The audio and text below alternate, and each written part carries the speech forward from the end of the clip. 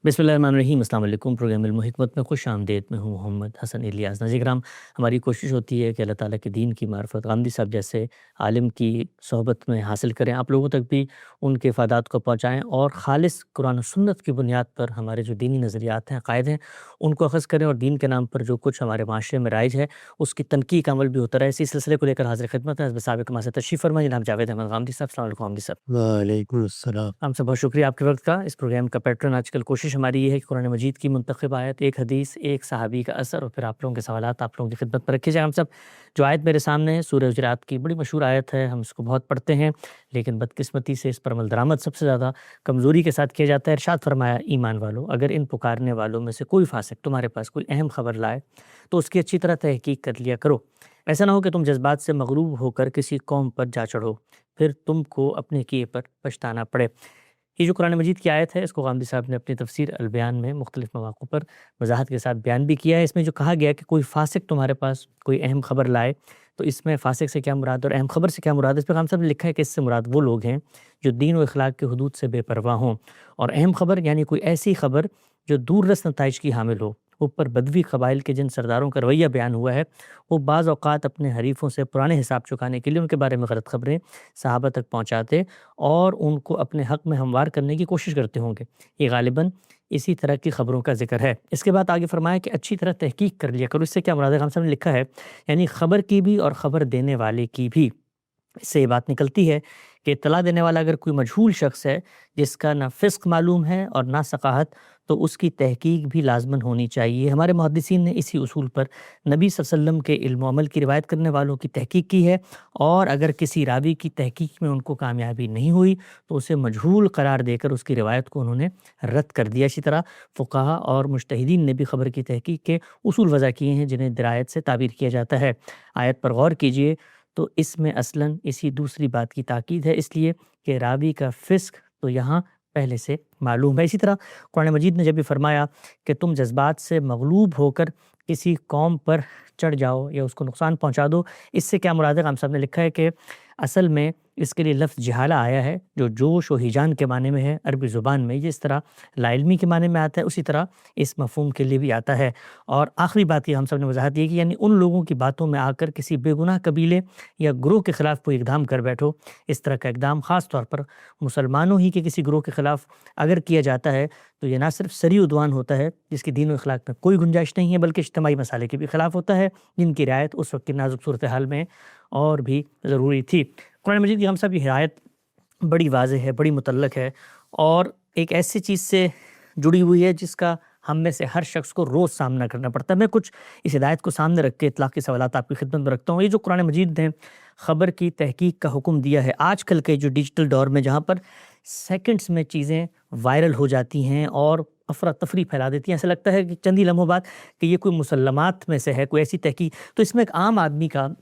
फ़रीज़ा क्या है? क्योंकि उसको तो सोशल मीडिया पे, फ़ेसबुक पे, टीवी चैनल्स पे ये अफ़वाहें उड़ती फिरती नज़र आती हैं, तो अब वो इसमें क्या तहकीक करेगा? जब कोई ख़बर फैलना शुरू होती है, वो दीन से मुतल्लक़ है, वो हमारी माशरती ज़िंदगी से मुतल्लक़ है, वो कौमों के बामी मामलात से मुतल्लक़ है, वो हमारी ज़हन साज़ी का काम भी कर रही होती है। हम उसको रद्द कर रहे हैं, हम उसको कबूल कर रहे हैं, उसकी बुनियाद पर आरा बना रहे हैं। ये बारहा देखा होगा कि ख़बरों का एक मजमूआ है जो सर इफ्तरा पर मबनी होता है, लेकिन लोग उस पर पूरा पूरा मुकदमा कायम करके बैठे हुए होते हैं। अगर इस ज़माने में लोगों की आरा का मुताला करें, इसलिए कि बहुत बड़े पैमाने पर अब सामने आ रही हैं। पहले तो ज़्यादा से ज़्यादा यही होता था कि हम आप किसी चौपाल में बैठे हुए हैं, वहाँ हमने किसी शख्स का तबसरा सुन लिया, किसी दोस्त से मिलने के लिए गए, उसकी बात हमारे इल्म में आ गई। अब सूरत हाल ये है कि दुनिया जहान के तबसरे आप पढ़ सकते हैं, देख सकते हैं। जंग हो रही है, अमन का कोई मामला हो रहा है, कोई मुल्कों के दरमियान सूरत हाल पैदा हो गई है, उसके बारे में ख़बरें चल रही हैं। ख़बर की लोग ना सिर्फ ये कि हर मरहले पर वह इंतज़ार में बैठे होते हैं कि उन्होंने उसका इस्तकबाल करना है, تو یہ عمل جب اس بڑے پیمانے پر ہوتا ہے تو اندازہ کیا جا سکتا ہے کہ اس سے کس طرح آراء بنتی ہیں، کس طرح تصورات قائم ہوتے ہیں، کس طرح قومی زندگی کی تعمیر ہوتی ہے، کس طریقے سے لوگوں کی صفبندیاں ہوتی ہیں، اس کے اثرات کتنی دور تک جاتے ہیں۔ ظاہر ہے کہ یہ زمانہ ایسا ہے کہ اس میں لوگوں کی آراء حکومتوں پر بھی براہ راست اثر انداز ہو رہی ہوتی ہیں، ان کے فیصلوں پر بھی اثر انداز ہو رہی ہوتی ہیں۔ تو اس وجہ سے جس پہلو سے بھی آپ دیکھیے، خواہ وہ خبر ایک خاندان سے متعلق ہے، خواہ کسی قوم سے متعلق ہے، خواہ عالمی سطح کے معاملات سے متعلق ہیں، ان میں سے ہر چیز ہم پر اثر انداز ہو رہی ہے۔ تو اس لیے ہر خبر کی یہ اہمیت جو قرآن نے بیان کی ہے کہ اگر تم اس کی تحقیق نہیں کرو گے، اس کے بارے میں بے پرواہی سے رائے قائم کر لو گے، وہ جیسے ملی ہے اس کو آگے پہنچا دو گے، تو اس کے اثرات تمہاری پوری قومی زندگی پر ہوں گے۔ میں نے بارہا دیکھا ہے کہ بعض مجالس میں لیڈروں کے بارے میں، رہنماؤں کے بارے میں، علماء کے بارے میں، قومی قیادت کے بارے میں بعض باتیں کہی جا رہی ہوتی ہیں۔ آپ پوچھئے کہ یہ بات آپ کے علم میں کیسے آئی، تو یہ معلوم ہوگا کہ اس کے پیچھے سوائے افواہوں کے کچھ نہیں، ایک جگہ سے وہ بات چلائی گئی ہے اور پھیلتے پھیلتے وہ کہاں سے کہاں چلی گئی۔ قرآن مجید نے ہمیں مختلف جگہوں پر یہ تعلیم دی ہے کہ کسی خبر کے بارے میں، اور خاص طور پر وہ خبر اپنا کوئی اخلاقی پہلو رکھتی، وہ قومی اثرات رکھتی ہے، وہ ہمارے ذہن پر، ہماری نفسیات پر اثر انداز ہو سکتی ہے، تو جب تک وہ تحقیق کے ساتھ اس درجے میں نہ پہنچ جائے کہ آپ یہ کہہ سکیں کہ یہ اب علم ہے، اس وقت تک اس کو ہماری زبان پر نہیں آنا چاہیے۔ یہی وہ چیز ہے جو یہاں سمجھائی بھی گئی ہے، بتائی بھی گئی ہے، اور اللہ تعالیٰ نے اپنے ایک حکم کے طور پر اس کو بیان بھی فرمایا ہے۔ تاہم یہاں پر بالکل متعین طریقے سے اس کا ذکر ہوا ہے۔ قرآن مجید نے جگہ جگہ اس کو بطور اصول بھی بیان کیا ہے، یعنی یہ بتایا ہے کہ حق کے مقابلے میں ظنون و اوہام کی کوئی حیثیت نہیں ہے، حق کے مقابلے میں تمہارے اندازوں کی کوئی اہمیت نہیں ہے، تمہیں ہر حال میں صحیح بات بیان کرنی ہے، تمہیں قائم بالقسط ہو کر رہنا ہے، تمہیں حق کی شہادت دینی ہے۔ تمہارے پاس اگر کوئی چیز ہے تو پوری ذمہ داری کے ساتھ تم اس کے گواہ بن کے کھڑے ہوگے۔ تمہیں دنیا میں اللہ کا گواہ بنایا گیا ہے۔ تم جب اپنی زبان سے کوئی بات نکالتے ہو، مسلمانوں سے کہا گیا ہے، تم جب اپنی زبان سے کوئی بات نکالتے ہو تو اپنے ایمان کے تقاضوں کو سامنے رکھ کر اس کو زبان سے نکالو۔ یہ در حقیقت اللہ کے لیے حق کی گواہی دینے کے لیے کھڑا ہونا ہے۔ یہ کوئی آسان چیز نہیں ہے کہ تاریخ میں ایک واقعہ پڑا اور کسی بڑے سے بڑے آدمی پر تہمت لگا دی، کسی کے بارے میں کسی اخلاقی جرم کا اظہار کر دیا،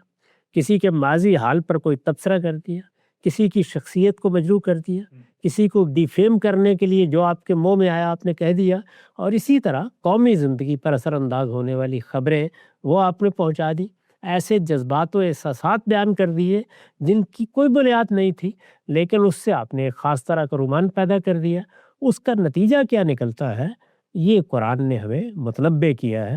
کہ تم دنیا میں رہتے ہو، ایک زمین ہے جس کے اوپر تم بستے ہو، وہاں صرف تم تنہا نہیں کھڑے ہوئے، تمہارے ساتھ پیشوار لوگ ہیں۔ اس کو رسالت مآب صلی اللہ علیہ وسلم نے بھی ایک بہت عمدہ تمثیل سے سمجھایا ہے کہ تمہاری مثال ایک کشتی کے مسافروں کی سی ہے۔ تم یہ نہیں کر سکتے کہ اچھا ایک جگہ سوراخ ہو گیا ہے تو آئیے اس پر بیٹھ کر جشن مناتے ہیں، یا اس میں سے پانی ابلتا ہوا دیکھتے ہیں۔ تو یہ کوئی نظارہ کرنے کی چیز نہیں ہے، اس کا نتیجہ اس کشتی کے ڈوبنے کی صورت میں نکل سکتا ہے۔ تو دنیا میں بھی یہی صورتحال ہوتی ہے۔ یہ دیکھیے کہ بہت سے لوگ ہیں وہ آپ سے کہیں گے کہ فلاں نے قربانی دے دی، فلاں نے بڑا غیر معمولی کام کر دیا، فلاں نے اپنی قوم کے لحاظ سے ایک فیصلہ کر لیا، ہمارا کیا کام ہے کہ ہم اس کے بارے میں کوئی تبصرہ کریں، ہم تو بس داد دیں گے بیٹھ کر۔ اچھی بات ہے اگر کسی نے کی ہے تو چلیے ہم بھی اس کے ساتھ شریک ہیں، یہ چیز ہمارے جذبات پر بڑا اچھا اثر ڈال رہی ہے۔ نہیں، یہ اتنا آسان معاملہ نہیں ہے۔ جب کوئی قوم کسی دوسرے خطے میں کوئی اقدام کرتی ہے، اس وقت کی پوری دنیا پر اس کے اثرات ہوتے ہیں۔ یہ دیکھیے یوکرین میں ایک جنگ ہوئی ہے، اس کے اثرات پورے یورپ پر ہیں، اس کے اثرات یورپ اور امریکہ کے تعلقات پر ہیں، اس کے اثرات پوری دنیا کی سیاست پر ہوئے ہیں، اس کے کچھ نتائج ہیں جو غیر معمولی طریقے سے بین الاقوامی قانون پر پڑ رہے ہیں۔ اسی طرح کی صورتحال غزہ میں ایک صورتحال پیدا ہوئی، اس کے بھی اثرات و نتائج ہیں جو اس وقت پوری دنیا تک پہنچ گئے ہیں، پورے عالم اسلام پر ہوئے ہیں۔ ہماری معیشت پر ہوئے ہیں. اس وقت جنگ جہاں پہنچ گئی ہے اس کے اثرات کو دیکھ لیجیے. تو کوئی اقدام ہے، کوئی خبر ہے، کوئی اطلاع ہے، یہ اب دنیا کے کسی ایک گوشے میں بیٹھے ہوئے کوئی آپ کی تفریح کا موضوع نہیں ہے یا آپ کے رومان کی تسکین نہیں ہے. اس کے اثرات مجھ پر، آپ پر، پورے عالم پر، انسانیت پر، اور پھر ہمارے تعلقات کی رعایت سے کہیں ہمارے مسلمان بھائیوں پر، کہیں ہمارے خود اپنے ملک پر، ہمارے اپنے لوگوں پر لازماً پڑیں گے. تو ہر چیز کے بارے میں قرآن نے ہمیں بتایا ہے کہ بہت احتیاط کرنے کی ضرورت ہوتی ہے. یہی احتیاط ہے جس کو سامنے رکھ کر پھر ہمارے ہاں محدثین نے رسالت مآب کے بارے میں، رسالت مآب صلی اللہ علیہ وسلم کے زمانے کی تاریخ کے بارے میں بڑے کڑے معیار بنا کر تحقیق کرنے کا ڈول ڈالا. نقطہ بالکل واضح ہوگا. ہم سے بڑی خوبصورتی سے آپ نے اس ذمہ داری کو واضح کیا ہے جو اللہ تعالیٰ چاہتے ہیں ایک بندہ مومن میں پیدا ہو. اور جس وقت ہم مثال کے طور پہ کسی شخص کے بارے میں کوئی افواہ، کوئی الزام، کوئی اس طرح کی منفی چیز ہم تک پہنچتی ہے اور اس کو پھیلاتے ہیں، تو یہ اصل میں اس کی حق تلفی ہوتی ہے، اس کے خلاف اقدام ہوتا ہے، اس کی آبرو کے خلاف حملہ آور ہونا ہوتا ہے. اور ہمارے دین میں جان مال آبرو کو حرمت حاصل ہے. اچھا ہم سب اسی موضوع سے متعلق اطلاقی سوالات ہیں، میں چاہوں گا مختصراً آپ کے سامنے پیش کروں. 8 کے قریب سوالات ہیں. یہ بتائیے گا، یہ واٹس ایپ گروپ پہ، فیس بک پر ہمیں بغیر تصدیق شدہ خبر مواد موصول ہوتا ہے.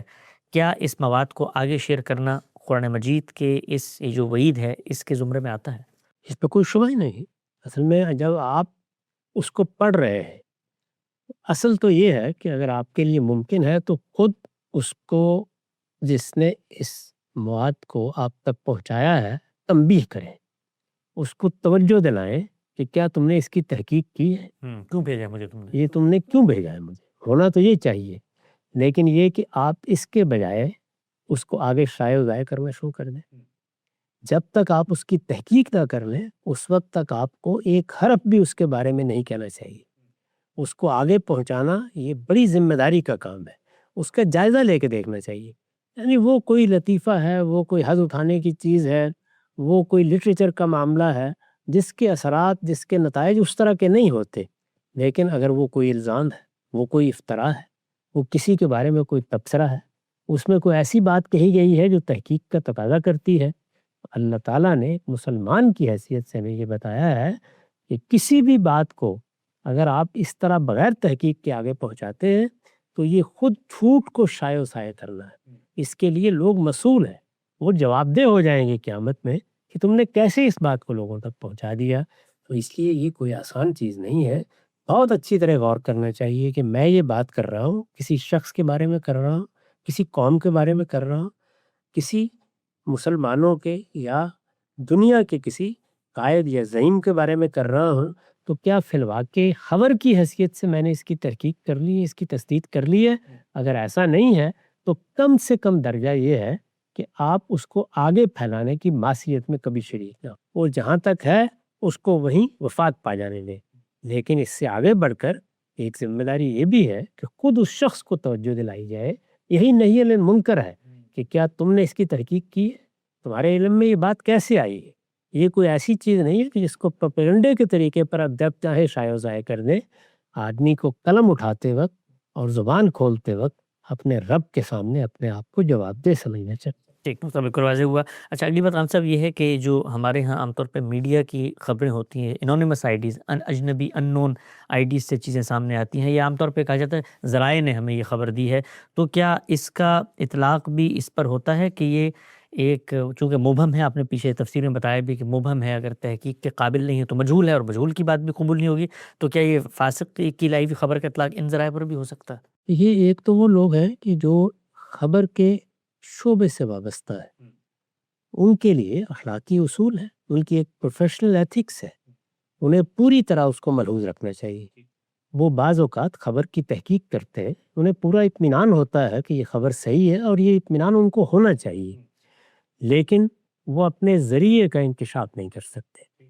انہوں نے خبر بیان کر دی، ان کے حد تک تو معاملہ صاف ہو گیا، اس لیے کہ جو ان کی ذمہ داری تھی انہوں نے پوری کر دی. صحیح. لیکن مجھے بھی تو اطمینان ہونا چاہیے. یعنی میرے نزدیک اس خبر کی حیثیت کیا ہے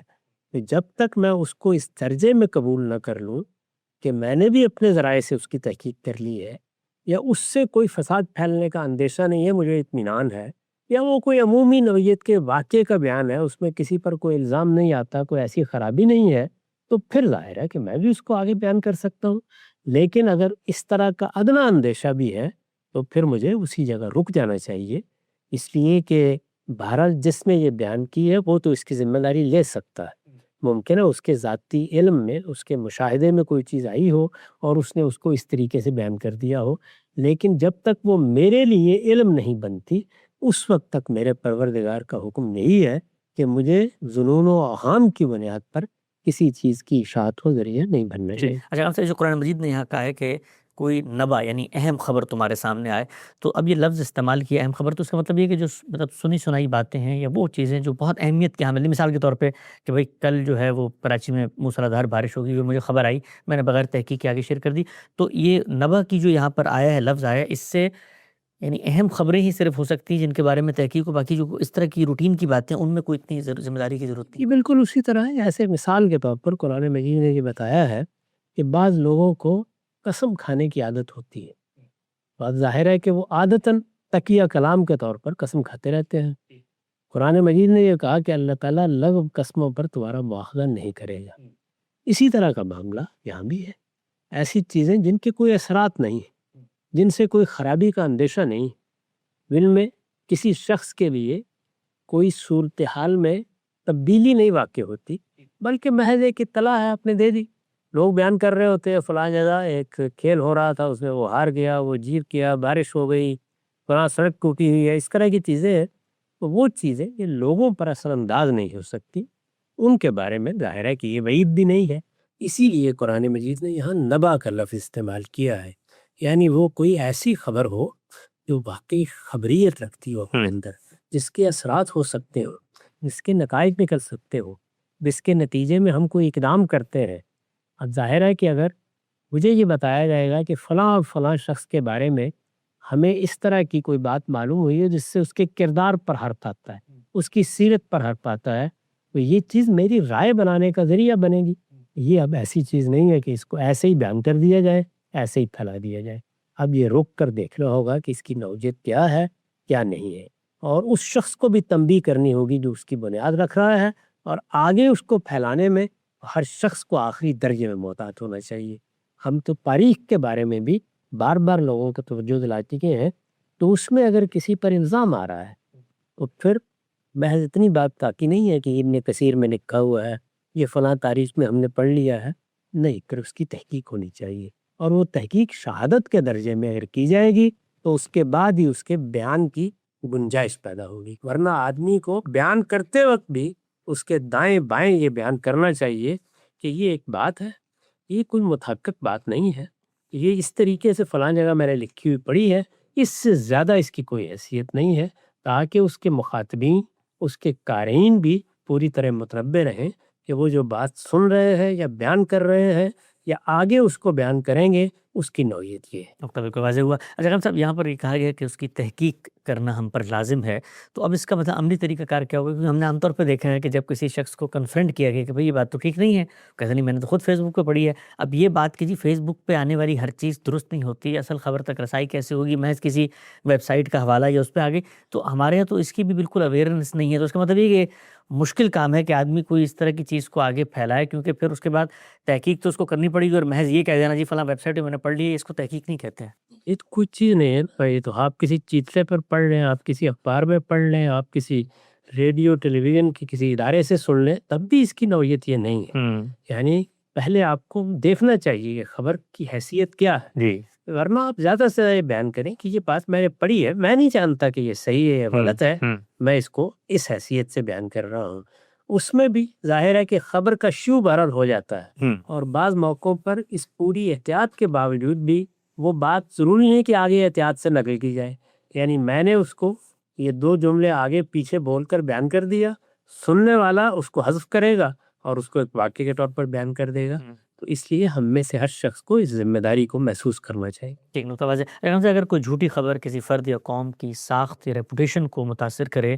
تو کیا اس کے اظہار کے بعد کہ ثابت ہو گیا جھوٹی خبر ہے، اب محض جو ہے وہ معذرت اس پشیمانی کا خاتمہ کر دے گی جو قرآن مجید بتا رہا ہے، یا آپ کو کچھ آگے کے اقدامات بھی کرنے پڑے؟ ہم نے یہ بھی دیکھا ہے بسا اوقات کہ آپ کو خبر غلط پہنچی، آپ نے اس کو پورے زور و شور سے پھیلایا، پہنچایا، لوگوں تک کر دیا، اور بندے کی آبرو سر بازار نیلام ہو گئی۔ اب اس کے بعد جب معلوم ہو گیا کہ خبر غلط ہے تو کسی درمیان کے وقفے میں بلیٹن میں ایک چھوٹی سی پٹی چلا کے جی یہ ہماری تحقیق کی تھی غلط، وہ جو پچھلا والا کام ہوا تھا اس نے تو اپنا ڈیمیج کر دیا۔ اس میں کوئی شک ہی نہیں، اسی لیے اللہ تعالیٰ نے یہ فرمایا ہے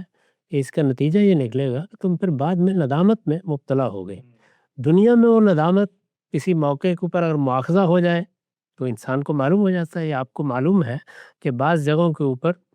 لوگوں کو یہ حق دیا گیا ہے کہ وہ عدالت میں چلے جائیں۔ جی ہاں، برطانیہ وہاں پھر لاکھوں پاؤنڈ لوگوں کو، لاکھوں ڈالر لوگوں کو ادا کرنے پڑتے ہیں، یعنی جہاں عدالتی نظام اچھا ہے وہاں لوگوں کو پھر مواخذے سے دوچار ہونا پڑتا ہے۔ یہ ندامت تو وہ ہے جو دنیا میں ہوتی ہے، معذرت کی جاتی ہے، خبر کو شائع کیا جاتا ہے، اس کے بارے میں یہ معلوم ہے کہ ہمارے ہاں بڑے بڑے چینل یہ جرم کا ارتکاب کرتے ہیں، اخبارات کرتے ہیں۔ بعض اوقات تو غلطی ہو جاتی ہے، چلیے وہ قابل معافی ہو جاتی ہے، لیکن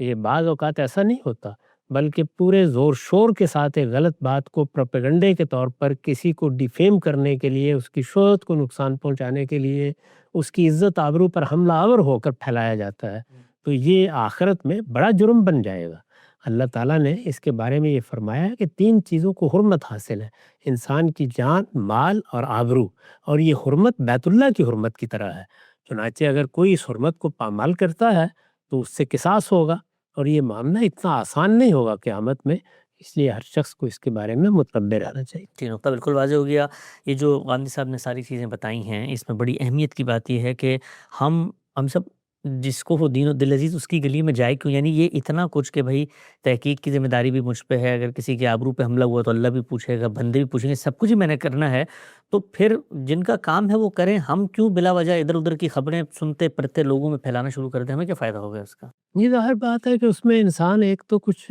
حظ اٹھاتا ہے، لذت کوشی کی ایک عادت پڑ جاتی ہے، اس میں بھی اس طرح کی باتیں ہوتی ہیں، تو یہ اپنے نفس کا محاسبہ کرنا چاہیے، دیکھنا چاہیے کہ اس طریقے سے ہم ایک ایسا گناہ اپنے سر لے رہے ہیں جس سے کچھ بھی حاصل نہیں۔ دنیا میں بھی اس کے نقصانات ہیں، آخرت میں بھی اس کے نقصانات ہیں۔ ایک بندہ مومن جو بات اپنی زبان سے نکالتا ہے اس کے بارے میں قدم قدم پر سوچتا ہے کہ کیا میں یہ بات اپنی زبان سے نکال رہا ہوں تو میں اس کے لیے اپنے پروردگار کی بارگاہ میں جواب دہ ہو سکوں گا۔ یہ ایک سوال ہے جو انسان کو اپنے آپ سے کر لینا چاہیے۔ اگر اس سوال کا جواب اس کو سنجیدگی کے ساتھ جب وہ یہ سوال کرے گا، وہ اس کو منفی ملتا ہے کہ نہیں میں اس کے لیے جواب دہ نہیں ہو سکوں گا، تو پھر اس کو اپنے آپ کو فوراً روک لینا چاہیے۔ ٹھیک، تو بالکل واضح ایک حدیث میں بھی آتا ہے کہ بندہ مومن کام کی جگہ پر بات کرتا ہے ورنہ خاموش رہتا ہے۔ آگے بڑھاتے ہیں ہم سب، حدیث میرے سامنے ہے، جابر رضی اللہ عنہ کی روایت ہے، وہ کہتے ہیں کہ رسول اللہ صلی اللہ علیہ وسلم جمعے کے دن اپنا خطبہ دیتے ہوئے اللہ کی حمد و ثنا کرتے جو اس کے شایان شان ہوتی، پھر فرماتے جسے اللہ ہدایت دے اسے کوئی گمراہ کرنے والا نہیں، اور جس کو اللہ اپنے قانون کے مطابق گمراہی میں ڈال دے اس کو کوئی ہدایت دینے والا نہیں۔ اس میں شبہ نہیں کہ سب سے سچی بات کتاب اللہ کی بات ہے، یعنی قرآن مجید، اور بہترین طریقہ محمد صلی اللہ علیہ وسلم، یعنی ان کا آپ کا اپنا طریقہ ہے، اور سب سے بری چیز وہ نئی باتیں ہیں جو دین کے نام پر پیدا کی جائیں۔ اس طرح کی ہر نئی بات بدعت، اور ہر بدعت گمراہی، اور ہر گمراہی جہنم میں لے کر جانے والی ہے۔ ہم سب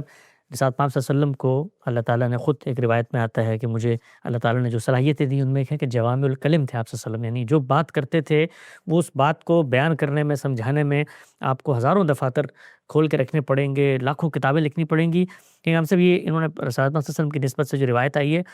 کہ سب سے سچی بات اللہ کی کتاب کی ہے اور سب سے اچھا طریقہ میرا ہے، اور اس کے علاوہ جو ہر نئی بات ہے دین کے والے سے وہ بدعت ہے، ہر بدعت گمراہی ہے، اور ہر گمراہی جہنم میں ہے۔ کیا تبصرہ فرماتے ہیں اس روایت پر؟ یعنی اس دنیا کے اندر 2 طرح کی چیزیں ہیں، ایک وہ چیزیں ان کا تعلق ہمارے دنیاوی معاملات سے ہے، ان میں ظاہر ہے کہ ہمیں اللہ تعالیٰ نے حواس دیے ہیں، ان سے ہم چیزوں تک پہنچتے ہیں، ان کا مطالعہ کرتے ہیں، آراء قائم کرتے ہیں، اس سے بہت سے علوم وجود میں آتے ہیں، وہ علوم ہمارے لیے بڑا فائدہ اپنے اندر رکھتے ہیں۔ اس وقت ہم اگر دیکھیں تو وہی علوم ہیں کہ جن کے مطالعے کے نتیجے میں وہ قوانین دریافت ہوئے، دن سے پھر ایجادات ہوئی ہیں، انسان نے اپنے لیے بڑی سہولتیں پیدا کی ہیں، اور اس وقت کی دنیا میں جو کچھ ہمارے گرد و پیش میں ہے، یہ جو تہذیبی بظاہر ہم دیکھتے ہیں وہ اسی کے نتیجے کے طور پر پیدا ہوئے ہیں۔ یہ تو ہماری دنیا ہے۔ اس میں ظاہر ہے کہ ہم بڑی حد تک آزاد ہوتے ہیں، اس میں آرامی قائم کرتے ہیں۔ ایک دوسرا معاملہ وہ ہے جس کا تعلق ہمارے آگے سے ہے، یعنی ہم اس دنیا میں ہیں تو ظاہر ہے کہ وہ بڑے سوالات پہ پیدا ہوتے ہیں کہ پھر ہماری حیثیت کیا ہے، ہم کہاں سے آئے ہیں، اگر ہم کسی کی مخلوق ہیں تو وہ خالق کون ہے، اس خالق کے ساتھ ہمارے تعلق کی نوعیت کیا ہے، وہ ہم سے اس دنیا میں کیا چاہتا ہے، اس کی مرضیات تک پہنچنے کے لیے ہم کو کیا کرنا ہے، وہ ہم کریں گے تو اس کا انجام کیا ہوگا۔ یہ وہ سوالات ہیں کہ جو پھر انسان کی موجودہ زندگی سے بالاتر پیدا ہوتے ہیں۔ ان سوالوں کے جواب میں رسالت مآب صلی اللہ علیہ وسلم فرماتے ہیں کہ سب سے سچی بات وہ بات ہے جو میرے ذریعے سے دنیا کو ملی ہے۔ دنیا میں لوگ اپنے طور پر بھی قیاسات کرتے رہے ہیں، فلسفے کی پوری تاریخ کیا ہے، وہ بھی اپنی ایک ماں بات طبیعت ایجاد کرتا ہے، وہ بھی اس کائنات کی گتھیوں کو سلجھانے کی کوشش کرتا ہے، وہ بھی اس کے ماورا تک پہنچنے کی صحیح کرتا ہے۔ اسی طریقے سے ایک بڑی روایت مسٹسزم کی ہے، روحانی علوم کی ہے، اس میں بھی یہی کیا جاتا ہے کہ انسان خدا کے بارے میں، کائنات کے بارے میں بعض آراء قائم کرتا ہے،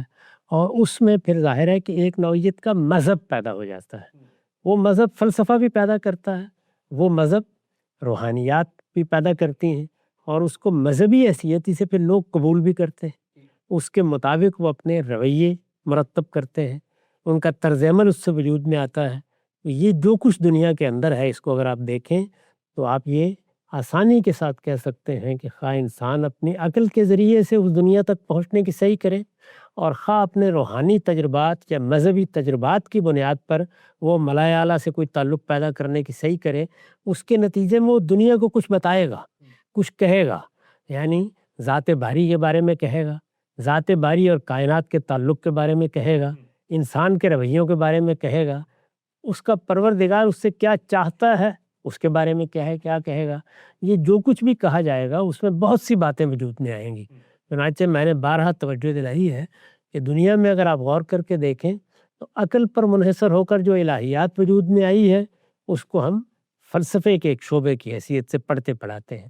اسی طریقے سے جو مذہبی تجربات کی بنیاد پر وجود میں آئی ہے اس کو ہم تصوف سے یا بعض دوسرے اور ناموں سے تعبیر کرتے ہیں۔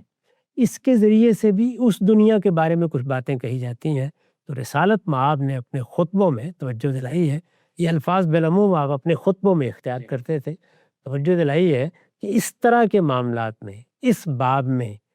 بہت سی باتیں اوہام ہیں، بہت سی باتیں شکوک ہیں، بہت سی باتیں ظنون ہیں، وہ سب باتیں لوگوں کے اندازے ہیں، نہیں کہا جا سکتا کہ اس میں کیا آسمان سے آیا ہے اور کیا ابلیس کی صدا ہے۔ اس وجہ سے اس معاملے میں سب سے سچی بات وہی ہے جو میں نے تم تک پہنچائی ہے، یعنی محمد الرسول اللہ صلی اللہ علیہ وسلم۔ بہت اہم بات ہے۔ ہم سب اس میں عام طور پر جب کوئی بڑا محقق، مجتہد، عالم توجہ دلاتا ہے، ہمارے یہاں ظاہری بات ہے جب مذہب سامنے آیا تو اس سے ایک روایت بھی پیدا ہوئی، اس کے افکار کی دنیا، علوم کی دنیا بھی بنی۔ تو اب مذہبی فکر کے اندر بہت ساری چیزیں ہیں جو خود ہم نے دیکھا، باقی مذاہب میں قرآن مجید نے مثال دے کے بتایا ہے کہ جو اللہ ہی کا دین تھا اس کو لوگوں نے کیسے انہی اختراعات بدعات سے جوڑ کر نئے نئے نام دے دی، یہودیت بنا لی، مسیحیت بنا لی، اور اللہ کے جو پیغمبر ہیں یہی تنقیح عمل کرنے آتے ہیں اصل دین کو اس کے اصل صورت میں بحال کریں۔ تو ہم سب جب یہ ہمارے ہاں ہم نے دیکھا کہ کوئی مجتہد اٹھتا ہے اور وہ کہتا ہے کہ میں جو کچھ تمہارے ہاں مذہب کے نام پر فلسفہ ہے، تاریخ ہے، کلام ہے، تصوف ہے پیش کیا جا رہا ہے اس کو میں الگ کر رہا ہوں، تو اس پر تو لوگوں کو اس روایت کی روشنی میں اس کو ہار پہنانا چاہیے کہ بھئی تم ہمیں جہنم سے بچا رہے ہو، چلو تمہاری بات پر ہم تحقیق کریں گے، تمہاری بات درست ہے، لیکن یہ موٹیو لے کر کوئی اٹھے کہ میں اصل دین کو اس کی اصل صورت میں دنیا کے سامنے لانا چاہتا ہوں اور یہ بدعات علائشیں جو اس کو آ گئی ہیں ان کو الگ کرنا چاہتا ہوں، تو یہ تو یعنی ہار پہنانے والا کام اگر وہ کرتا ہے۔ یعنی اصول کے لحاظ سے یہی وہ چیز ہے جس کو ہمارے یہاں تجدید یا کار تجدید سے تعبیر کیا جاتا ہے، اور رسالت مآب صلی اللہ علیہ وسلم نے توجہ دلائی ہے بعض روایتوں میں کہ یہ کام میری امت میں ہمیشہ ہوتا رہے گا، یہ ایک مشکل کام ہے، یعنی جس کو بھی یہ کام کرنا ہے اس کو اپنی صلیب اپنے کندھوں پر اٹھانی ہوتی ہے، اس کو لوگ آسانی سے قبول نہیں کرتے، اس لیے کہ اس کے مقابل میں تاریخی روایات ہوتی ہیں، اس کے مقابل میں آباء کی روایت ہوتی ہے، اس کے مقابل میں اکابر کی روایت ہوتی ہے۔ وہ لوگ جو بڑی حیثیت اختیار کر چکے ہوتے ہیں وہ سوسائٹی میں اپنی ایک جگہ بنا لیتے ہیں۔ سوسائٹی عام طور پر منہاج عقیدت پر چیزوں کو دیکھتی ہے، چنانچہ مقابلے میں جب اس طرح کی بات آتی ہے، یا ان چیزوں کو سامنے رکھ کر کوئی اس طرح کی تنقید کی جاتی ہے تو لوگ اس کو آسانی کے ساتھ قبول نہیں کرتے۔ رسالت مآب نے بار بار توجہ دلائی ہے کہ سب سے بڑا کام کیا ہے۔ یعنی مجھ سے اگر پوچھا جائے کہ تجدید کی تعریف کیا ہے تو میں یہ کہوں گا کہ دین کو بدعت سے پاک کرو۔ واہ یعنی دین میں جو بڑی چیز ہے وہ کیا ہے؟ کوئی نئی بات اس میں داخل نہیں ہونی چاہیے۔ جو کچھ ہے جس طرح ہے، رسالت مآب صلی اللہ علیہ وسلم نے جس طرح اس کو پیش کیا ہے، بے کم و کاست اس کو دنیا تک پہنچنا چاہیے۔ اب اس میں ظاہر ہے کہ جو بھی تحقیق کرنے کے لیے اٹھے گا اس سے بھی غلطی ہو سکتی ہے۔ غلطی ہونا بالکل الگ چیز ہے، اور جانتے بوجھتے کسی بدعت کو اختیار کر لینا یہ بالکل ایک الگ چیز ہے۔ تو دین میں یہ کوئی استدلال نہیں ہے کہ یہ بات مجھے عقل اچھی لگتی، یہ بات تو میں محسوس کرتا ہوں کہ میرے فلاں خواب میں مجھے بتائی گئی تھی، اس کے لیے تو مجھے الہام ہوا ہے۔ نہیں، وہ بات اگر اس دنیا سے متعلق ہے، یعنی ہماری اس دنیا سے متعلق ہے تو اچھی بات ہے، اس پہ تحقیق کر لیں گے، اس میں کوئی فساد اس نوعیت کا نہیں پیدا ہوتا۔ اگر وہ اس دنیا سے متعلق ہے جو پروردگار کے لیے، جس میں ہمیں یہ دیکھنا ہوتا ہے کہ ہم کوئی رائے قائم کر رہے ہیں، ذات باری کے بارے میں کر رہے ہیں، ذات باری کے کائنات کے ساتھ تعلق کے بارے میں قائم کر رہے ہیں، انسان کے ساتھ تعلق کے بارے میں قائم کر رہے ہیں، اس کی مرضیات طے کر رہے ہیں، کوئی مقاصد متعین کر رہے ہیں جس کو ہمیں دنیا میں پروردگار کی رضامندی کے لیے حاصل کرنا ہے، تو اس میں اللہ کے پیغمبر کی بات کے سوا کسی بات کو بیان کرنے کا کسی کو کوئی حق نہیں۔ اور اگر اس کی زبان پر یہ بات آئے تو اسے متلبے کر کے بتانا چاہیے لوگوں کو کہ میں یہ بات اپنے طور پر کہہ رہا ہوں،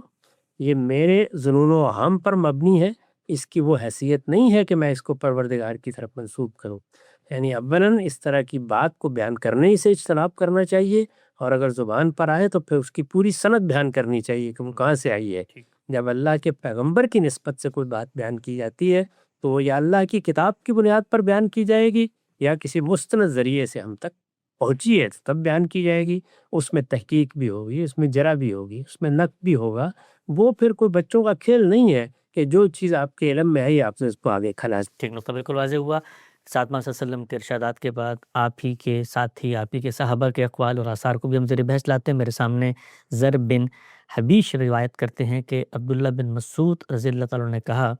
کہ اللہ تعالیٰ نے بندوں کے دلوں کی کیفیت دیکھی تو محمد صلی اللہ علیہ وسلم کے دل کو بندوں کے دلوں میں سب سے بہتر پایا، چنانچہ آپ کو اپنے لیے چن لیا اور اپنا رسول بنا کر مبعوث فرمایا۔ پھر محمد صلی اللہ علیہ وسلم کے دل کے بعد بندوں کے دلوں کی حالت دیکھی، جب رسول اللہ صلی اللہ علیہ وسلم نے دلوں کی حالت دیکھی تو آپ کے اصحاب کے دلوں کو سب بندوں کے دلوں سے بہتر پایا، چنانچہ ان کو اپنے نبی کے مددگار اور ساتھی بنا دیا جو آپ کے دین کے لیے جہاد و قتال کرتے ہیں۔ پس اہل ایمان یعنی صحابہ کرام جس چیز کو اچھا سمجھیں وہ اللہ کے نزدیک بھی اچھی ہے، اور یہ اہل ایمان جو رسالت محمد صلی اللہ علیہ وسلم کی صحابہ تھے، آپ کے افراد تھے قوم کے، اہل ایمان جس چیز کو برا جانے وہ اللہ کے ہاں بھی بری ہے۔ ہم سب اس میں انہوں نے بتایا ہے کہ اللہ تعالیٰ نے بھی جس بندے کا انتخاب کیا وہ اپنے دلی کیفیت میں سب سے اچھا تھا۔ ایک تو اس کی ذرا مجھے وضاحت کیجیے گا کہ یہ دلی کیفیت کا لفظ انہوں نے استعمال کیا یہاں پر، یعنی کہ ظاہر میں یا معاشرہ اس کو کیا کہتا ہے، یہ نہیں، دل کی پاکیزگی گویا اللہ کو مطلوب ہوتی ہے۔ تو جب وہ انتخاب کرتا ہے خیارکم فی الجاہلیہ خیرکم فی الاسلام، خود رسول اللہ صلی اللہ علیہ وسلم نے فرمایا ہے، تو صحابہ بھی دل کے پاکیزہ تھے اور پیغمبر بھی دل کے پاکیزہ اس تھے۔ میں کیا شبہ ہے؟ اللہ تعالیٰ نے جب ایک ہستی کا انتخاب کیا، دنیا کے سارے انسانوں میں سے انتخاب کیا کہ میں اس کو آخری پیغمبر بناؤں گا، تو کچھ صفات ہوں گی جس کی بنیاد پر انتخاب کیا گیا۔ چنانچہ پیغمبروں کے بارے میں عموماً بھی یہی کہا گیا ہے کہ وہ خیار الناس ہوتے ہیں، یعنی بہترین لوگ ہوتے ہیں۔ تو بہترین لوگ کس اعتبار سے؟